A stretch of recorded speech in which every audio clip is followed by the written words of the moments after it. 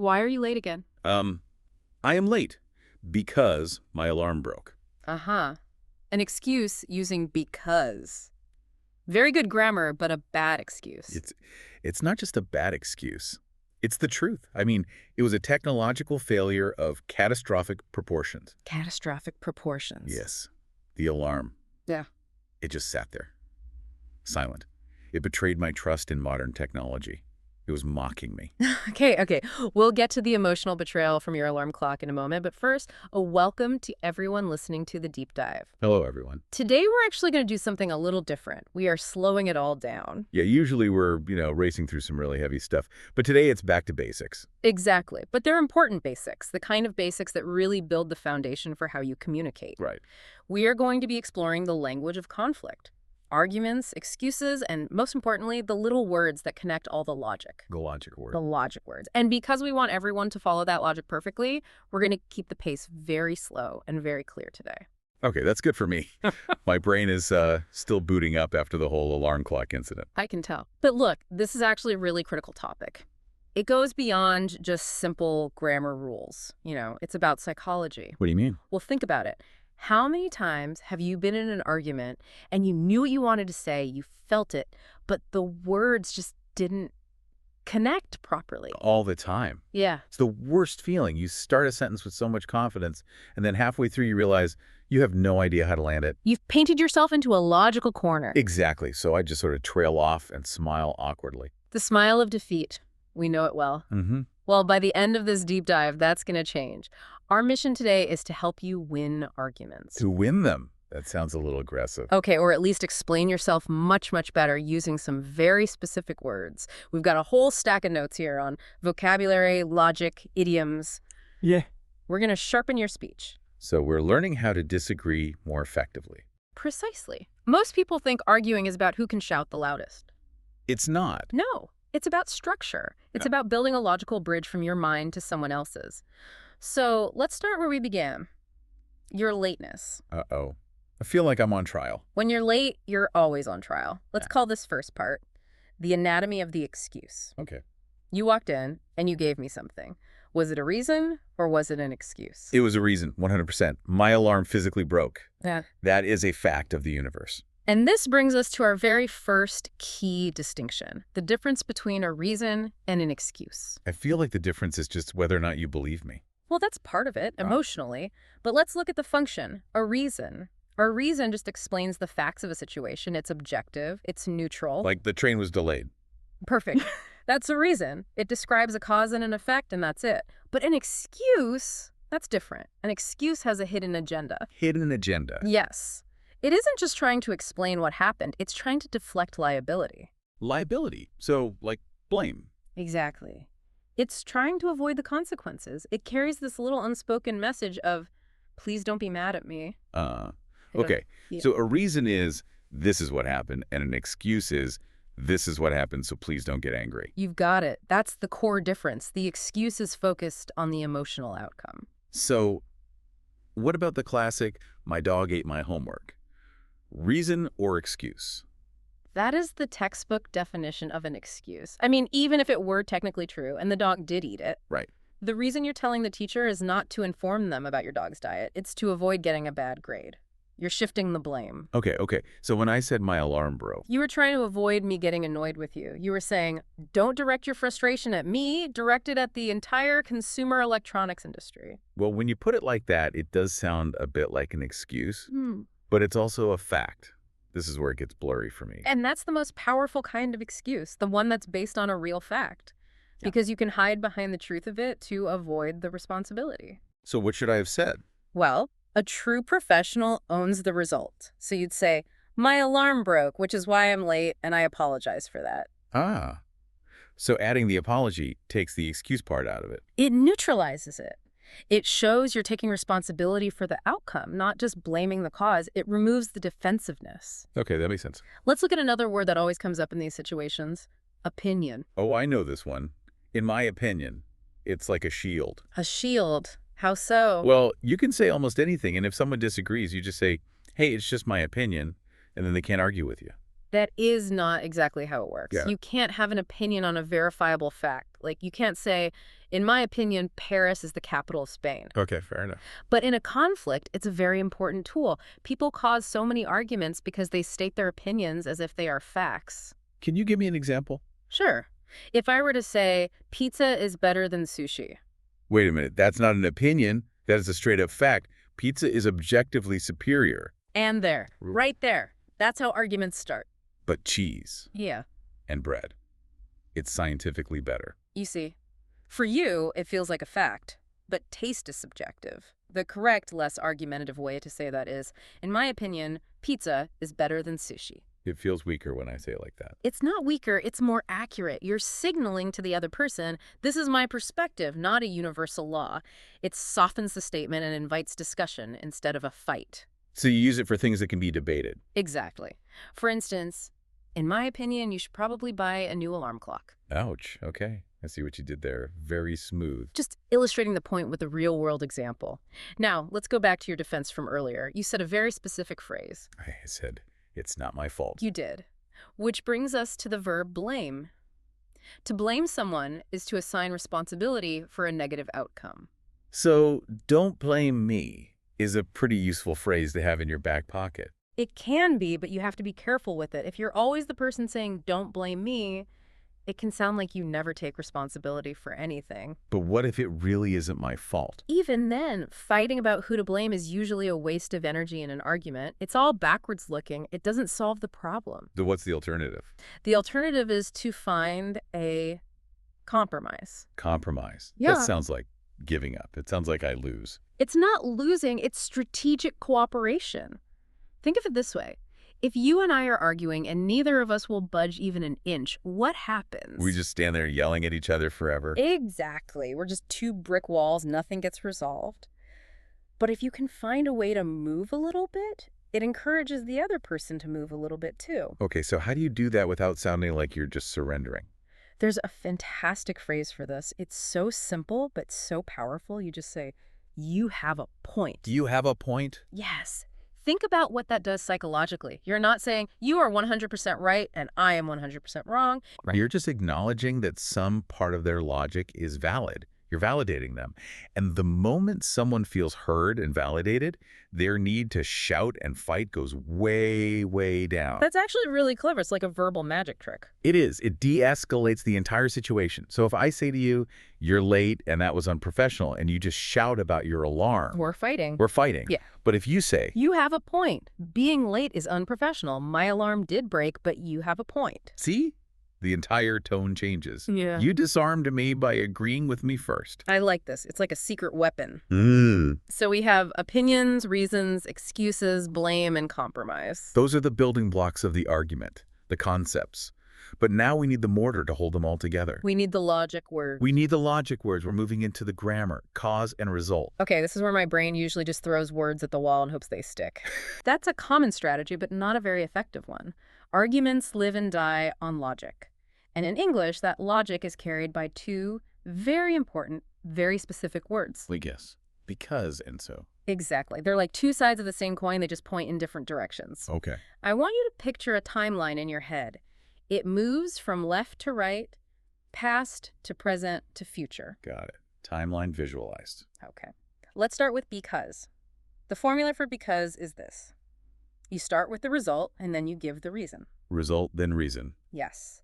You state the situation that's happening right now, the result, and then you point backwards on the timeline to explain what caused it. Like what I said this morning. I am late. That's the result, the present reality. Right. Because my alarm broke. That's the reason, the thing that happened in the past. Perfect. Result first, then the cause that led to it. Another example. I am hungry, result, because I didn't eat lunch. Reason. The hunger is now. The not eating was earlier. Okay, that seems straightforward enough. It's an explanation pointing backwards. Exactly. Now let's flip it around. Let's look at so. Okay. So does the opposite. The formula is reason first, then the result. Okay, so I just reversed the sentence. My alarm broke. Reason. Reason. S. I am late. Result. You've got it. You state the cause, the thing that happened in the past, and so acts like an arrow, pushing the logic forward on the timeline to the consequence. I didn't eat lunch, so I'm hungry. This seems really simple. Why is this part of a deep dive? It feels like the first thing you learn. Because while the grammar is incredibly simple, the logic is where people constantly fail. What do you mean? I mean, you can construct a grammatically perfect sentence that is complete logical nonsense. People use so to connect two ideas that have absolutely no real connection. Huh. Your sentence can be technically correct, but your argument is invalid. Here, try it. Prove to me that you're ready to record right now, despite everything. Use the so structure. Okay. Let me think. I need a reason that leads to a result. Okay. I've got one. I slept. So, I'm not tired. Okay. Let's analyze that sentence. What's wrong with it? The grammar is perfect. Reason, I slept. Result, I'm not tired. A leads to B. The grammar is flawless. A+. But let's examine the logic. You're presenting I slept as the reason, Yes. and the result you're claiming is I am not tired. Right. That's how sleeping works. Is it? Because you're yawning right now, and you keep rubbing your eyes. Am I? Oh.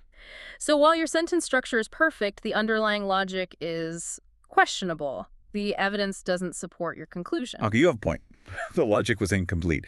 A better sentence would be, I slept, but only for 4 hours, so I'm still tired. Now that is a much better, more logical sentence, and you just used another one of our keywords in there. But we're going to get to that one in a second. Okay. But first, a quick note on so. Our sources point out a really interesting thing that native speakers do. What's that? They don't just use so for this strict cause and effect logic. They use it as a way to sort of continue a story. Oh, yeah, I've heard that. Like when someone starts a story and says, so I was walking down the street the other day. Exactly. In that context, so doesn't mean therefore. You're not walking down the street because of the sentence that came before it. It just means anyway, or moving on, or let me tell you this next thing. It's like a bridge to the next part of the conversation. It's a narrative bridge. It's very common in casual speech. Yeah. Just don't overuse it. If you say so at the beginning of every single sentence, you start to sound a bit repetitive. Right. So I went to the store, so then I saw my friend. So we decided to get coffee. A bit much. A bit much. But used correctly, it's a great conversational tool. Got it. So, what are we talking about next? Very good. A perfect, natural use of it as a transition. Next, we are entering what I like to call the danger zone. The danger zone. This is where we see one of the most common and most obvious mistakes that intermediate learners make. It's a mistake that instantly flags you as non-native. We call it the contrast trap. The contrast trap. I'm intrigued. This sounds serious. It is very serious for your grammatical credibility. It involves two words, although and but. Okay, I know them. They're both used for contrast, right? When something surprising happens. Exactly. They both signal a contradiction. For example, let's take two ideas. It is raining, and we go for a walk. Okay, normally those don't go together. If it's raining, you stay inside. Right. Logic would say rain leads to staying inside. So if you go for a walk anyway, that's a contrast. It's unexpected. Now here's the trap. I'm ready. In many other languages, it's perfectly correct to say something that translates to, although it was raining, but we went for a walk. Although it was raining, but we went for a walk. You know, that doesn't sound completely wrong to me. It sounds extra strong. Like I'm really emphasizing the contrast. No. Stop right there. That sound you hear is the sound of my heart breaking. Why? It feels so clear. I'm telling you about the rain, and I'm telling you we went out anyway. Because it's redundant. It's like putting two stop signs at the same corner. Yeah, You're yeah. using two words to do the job of one. It's a logical traffic jam in your sentence. A traffic jam. Oh. Think of it this way. When you say although, you're sending a signal to the listener. You're saying, get ready, a surprise is coming. Okay, I'm waiting for the surprise. But then if you also say, but, you're sending the exact same signal again. You've already prepared me for the contrast with although. You don't need to do it a second time. It's like wearing a belt and suspenders at the same time. Hey, some people like the belt and suspenders look. Not in grammar, they don't. So I'm going to give you a rule to remember this forever. I call it the marriage analogy. The marriage analogy. Yes. I want you to imagine that although is the bride. Okay, although is in a white dress. And but is the groom. But is in a sharp tuxedo. Got it. The rule is this. You cannot marry them to each other. They cannot exist in the same sentence house. You must choose one. You can invite the bride, or you can invite the groom. You can never, ever have both at the party. That is a very strict wedding invitation. It is the fundamental law of English contrast. So let's look at the three correct ways to do this. Option A is what I consider the elegant formal option. You use the bride, you use although. So, although it was raining, we went for a walk. Perfect. Notice there is no but, just a comma. Although it was raining, comma, we went for a walk. It sounds sophisticated. It does feel a little more formal, like something I'd write in an email. Although sales were down, our profits increased. Exactly. Now, for option B, this is probably the one you use most often. It's the most common and standard way. You use the groom, you use but. It was raining, but we went for a walk. Correct. But goes in the middle, and it really punches that contrast. And crucially, there's no although at the beginning. Right, it's one or the other. Bride or groom. One or the other. Is there a third option? Maybe a really formal relative who shows up. Exactly. Option C is for when you want to sound very formal or very dramatic. You use the fancy cousin. However. Ooh, however, that's a power word. It is. But the punctuation is key here. It works differently. You would say, it was raining, full stop. However, comma, we went for a walk. Whoa, so it's two separate sentences. Or you can connect them with a semicolon if you're feeling particularly academic. But yes, however, usually starts a new clause. It creates a very deliberate, dramatic pause. I like that. It feels very authoritative. I was 10 minutes late. However, I brought coffee for everyone. That is an excellent strategic use of however. It makes you sound in control of the situation, even when you're apologizing. I'm going to use that. So let's make sure I've got this. We have two contrasting ideas. I'm very tired. I have to finish my work. Okay, connect them. Give me the common way first, option B. I am very tired, but I have to finish my work. Simple, direct, perfect. Yeah. Now give me the elegant way, option A. Although I am very tired, I have to finish my work. Excellent. You sound very dedicated and professional. Now, try to break the rule. Annoy me. Okay. Although I am very tired, but I have to finish my work. Ugh, stop. It physically hurts my ears to hear it. It just sounds so clumsy. It's so tempting, though. It really feels like it adds emphasis. You must resist the temptation. Good logic requires clean connections. One is enough. Using two just makes you sound like you're not quite sure what you're saying. Okay. I promise. No more illegal marriages for although and but.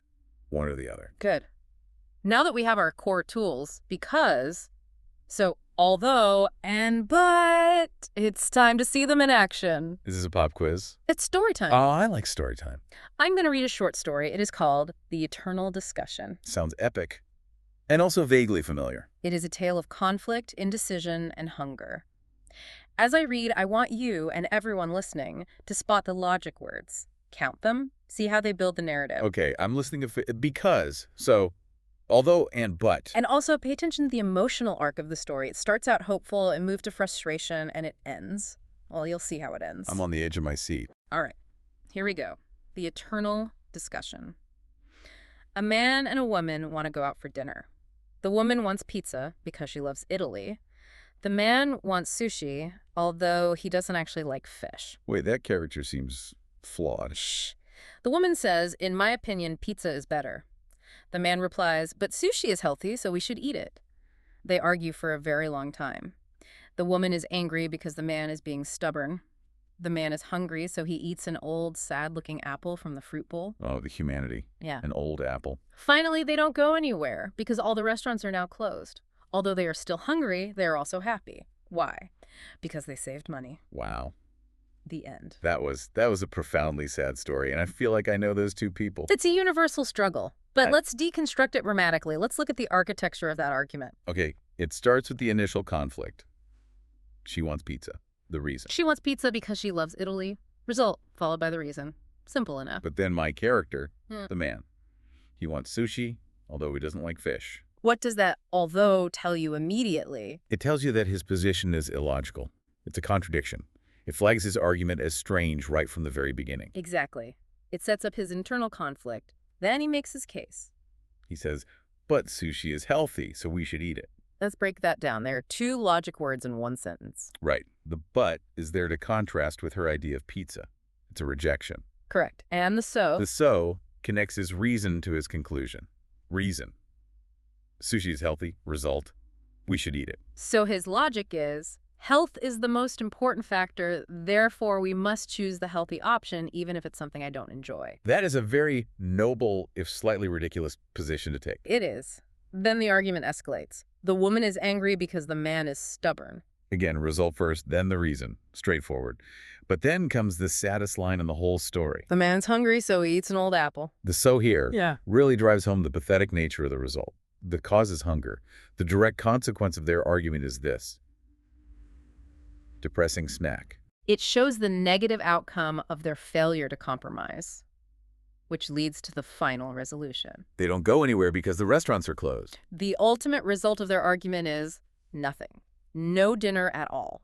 The reason is a simple external fact. They ran out of time. But then there's that final twist.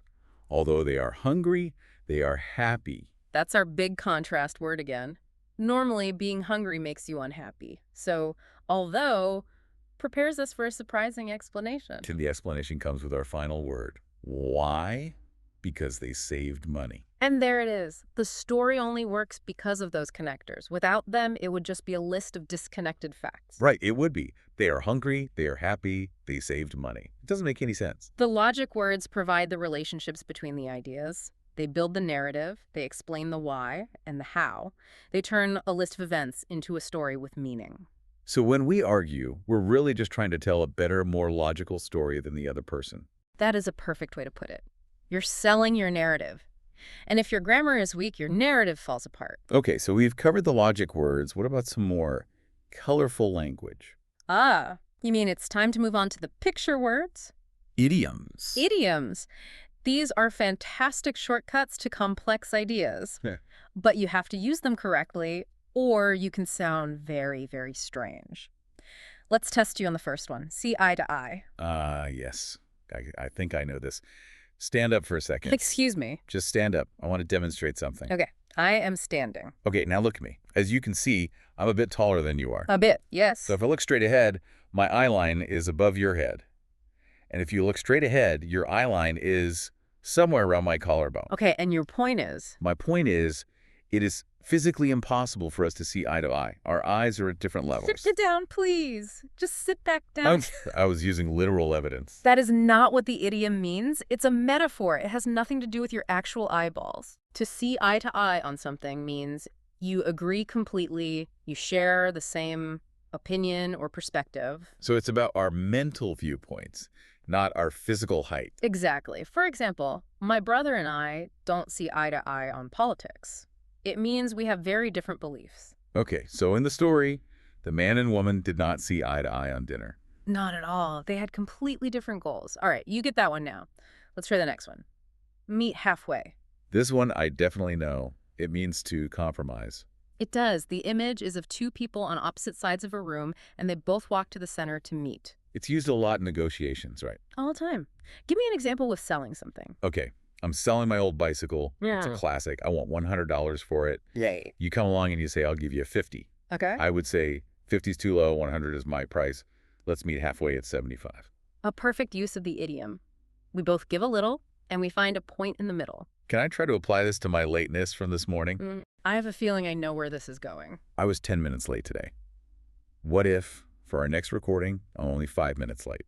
We meet halfway. No, that is not how punctuality works. You don't compromise on being on time. That's like a bank robber saying, okay, I'll only steal half the money. We'll meet halfway. It was worth a shot. Let's move to our final idiom. This one is very visual. Sit on the fence. Sit on the fence. Okay, I'm picturing it, and it doesn't sound very comfortable. It's not supposed to be. Imagine a pointy wooden fence.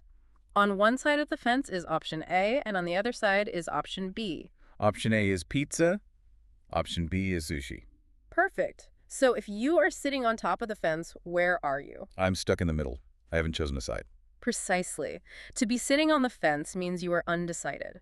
You can't or won't choose between two options. So when someone tells you to get off the fence, they want you to make a decision. Exactly. It usually implies that you're being indecisive, maybe because you're afraid to commit to a choice. I feel like I live my life on the fence, especially when it comes to choosing a restaurant. I'm so afraid of picking the wrong one that I just don't pick. That's a very common feeling, but now you have a sophisticated idiom to describe it. So we have see eye to eye for agreeing, meet halfway for compromising, and sit on the fence for being indecisive. You've got it. You have the vocabulary, the grammar, the idioms. I think you're ready. Ready for what? You're ready for the grand finale. That sounds ominous. It's time to play the finish the sentence game. Okay.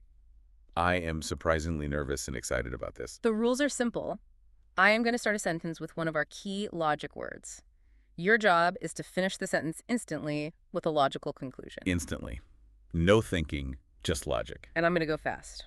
Ready. I'm as ready as I'll ever be. Round 1. Focus on the reason. I am studying English because... Because I want to get a better job. Good. Result, then reason. Round 2. Focus on the result. It started to rain, so... So I opened my umbrella. Excellent. Cause, then effect. Round 3. The contrast. Be careful, although the movie was very long. I enjoyed it a lot. Yes. You avoided the butt trap. Well done. My brain was screaming, but I enjoyed it. I had to physically stop myself. I suppressed the groom. I am very proud of you. That was a perfect contrast. Okay, what's next? Now for the final round. The challenge round. I'm going to give you a negative situation. You have to provide the logical consequence. Okay. I'm focused. I didn't study for the test, so... Next show. Ah, Quick. What's the logical result? so, Yeah. The pressure's on. Oh, so I failed. Yes. You found it. Phew. For a second there, my mind went completely blank. I was trying to think of an excuse, a because statement. But the sentence started with, so it forced me to face the result. It did. It forces you to look forward at the consequence, not backward at the excuse. You did very well. Thank you. I feel like I've run a marathon, a grammatical marathon. Well, let's cool down with a quick recap. Let's go over the golden rules one last time. Okay. Rule number 1. Do not marry, although and but. They are independent. You must choose one and only one. Rule number 2. Use so to push your logic forward from cause to effect. Use because to explain your logic backward from result to cause. And what's rule number 3? Don't be late. And if you are, own it. Offer a reason, not an excuse. I had a feeling that one would make a comeback. And now, before we sign off, I want to leave you with one final provocative thought to take with you. Lay it on me. The next time you find yourself in a disagreement or just explaining why you did something, I want you to stop for a second and really listen to the words you're choosing. Yeah. Ask yourself, am I using because to provide a neutral explanation of facts? Or am I using it to build a defense? Am I giving a reason or am I making an excuse? Huh. The grammar you choose can reveal the truth of your own intentions, even to yourself. So our choice of words shows whether we're trying to explain or trying to hide. It can. A reason clarifies. An excuse protects. And knowing which one you're building changes everything. Wow. That's Wow. actually really deep. I'm going to be thinking about that for a while. Good. That's the whole point of a deep dive. Well, I think I'm going to leave now. Oh. Yes, I'm leaving because I'm incredibly hungry. And although this has been fascinating, I have a very strong opinion about pizza right now. This is a grammatically perfect exit. Go on, get out of here. Until next time. Thanks for listening. Class is dismissed.